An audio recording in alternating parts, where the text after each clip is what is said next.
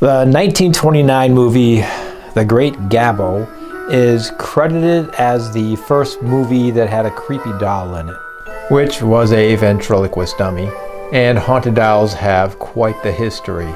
Dolls are probably the oldest known toys and were made from things like clay, wood, stone, bones, and most cultures had them. Wooden paddle dolls have been found in Egyptian tombs dating back to the 21st century BC.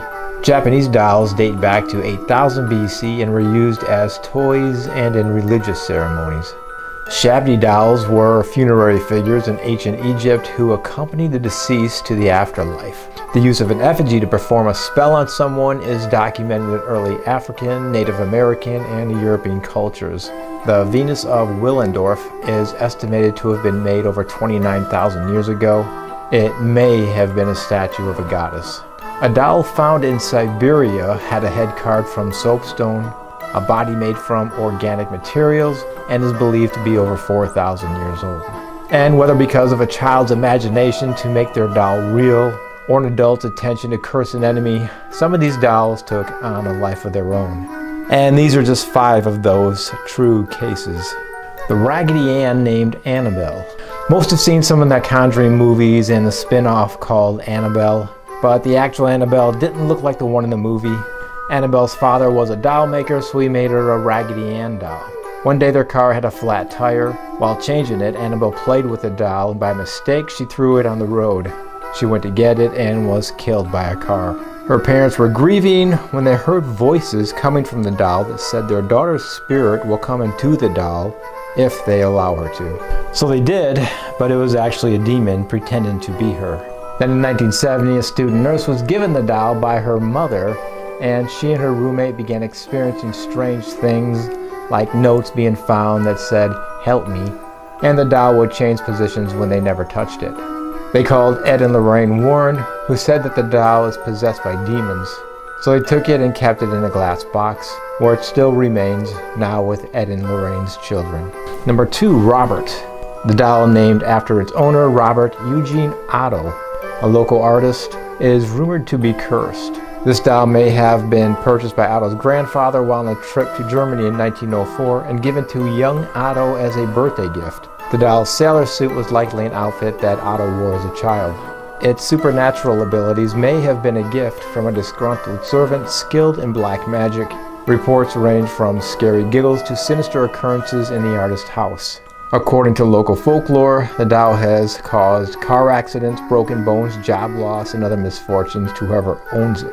In 1994, the doll was donated to the East Martello Museum in Key West, Florida. Number 3, Island of the Dolls. Xochimilco, near Mexico City, is a small island that harbors a macabre display of dolls hanging from trees and buildings. The origin of this dates back to the island's lone inhabitant, Julian Barea. Legend has it that Barea, haunted by the drowning of a young girl near the island, began collecting discarded dolls from the canals and hanging them around the island to appease her spirit. This island transformed into a spooky shrine, luring visitors from all around the world. Many report to have seen dolls' eyes following them, hearing whispers in the wind, and an overwhelming sense of otherworldly presence. Number 4, Mandy. Mandy now resides in the Kesnell Museum in British Columbia. She is close to 100 years old. The doll was donated by a woman who found it after her grandmother's death. The doll had been locked in a trunk and it gave her a creepy feeling, so she gave it to the museum that collected old dolls. Soon museum staff reported strange occurrences. The doll was first left in a room overnight. When staff members arrived in the morning, they found that room in disarray, as though a small child had had a temper tantrum. Later, a stuffed animal given to Mandy to keep her company was found on the floor outside her locked case. Number 5, Charlie. In 1968, a doll was found in the attic of an old Victorian home in upstate New York by the new owners, a family with 5 children. It was discovered inside a dilapidated trunk with a yellow piece of paper that had a prayer written on it. The family, who had a small doll collection, kept it and named it Charlie. It wasn't until Charlie seemed to move from place to place that they took notice. The parents blamed their children for playing a prank, but they denied moving it. The youngest daughter, who was 4 years old, said Charlie had spoken to her in the middle of the night. While the parents never witnessed Charlie doing anything, the children were terrified of it. Then the youngest girl was found covered with scratches, and she insisted that they were from Charlie. The parents took the doll back to the attic and locked him in that trunk with the brayer. The trunk and doll were later sold at a garage sale. A woman bought the doll for her antique doll collection. She began hearing strange noises at night, and Charlie seemed to move around by himself. Charlie ended up in an artisan shop in Massachusetts. Now only children seem to be able to witness his antics.